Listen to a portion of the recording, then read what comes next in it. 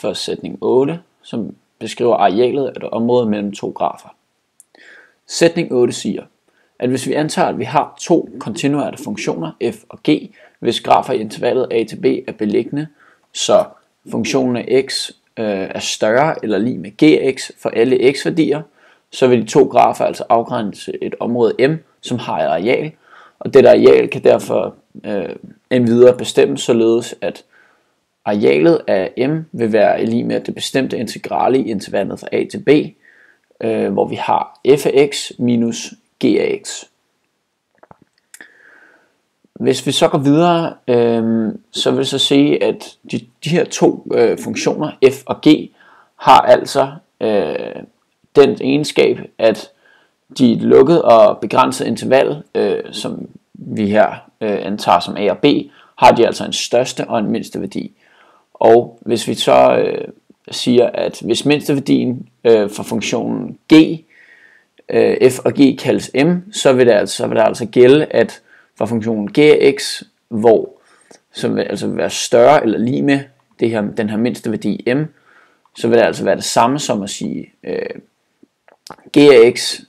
minus m, hvor det altså vil være større eller lig med 0. Og det samme vil altså gælde for f af x.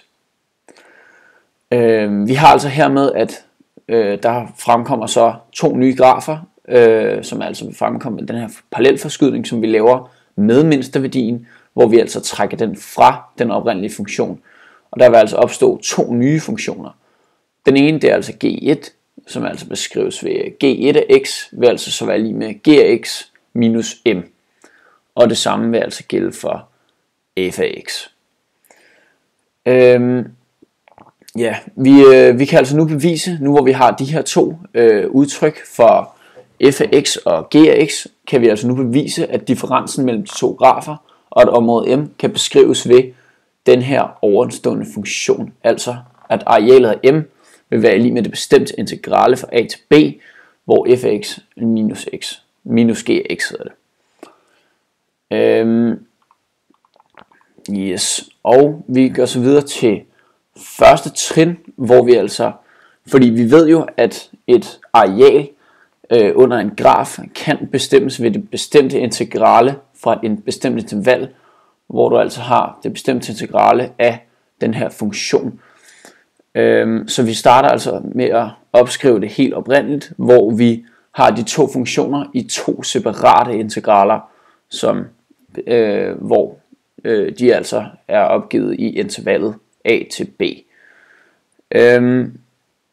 Og vi har altså, det er altså trin 1. Og hvis vi går videre til trin 2, så indsætter vi altså udtrykkene for de ovenstående udtryk, altså udtrykket for G1 og F1. Dem indsætter vi altså i de to separate integraler, således at vi har integralet fra a til b, hvor vi altså har f af x minus m, og det andet integrale, som er g af x minus m. Og hvis vi går ned videre til det næste trin, trin 3, så er det altså her, hvor vi benytter den her ovenstående regneregel, som er helt essentiel for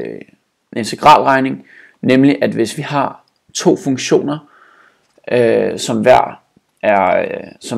hvis areal hver kan beskrives ved hjælp af to separate integraler, så må vi altså putte dem sammen under det samme integrale.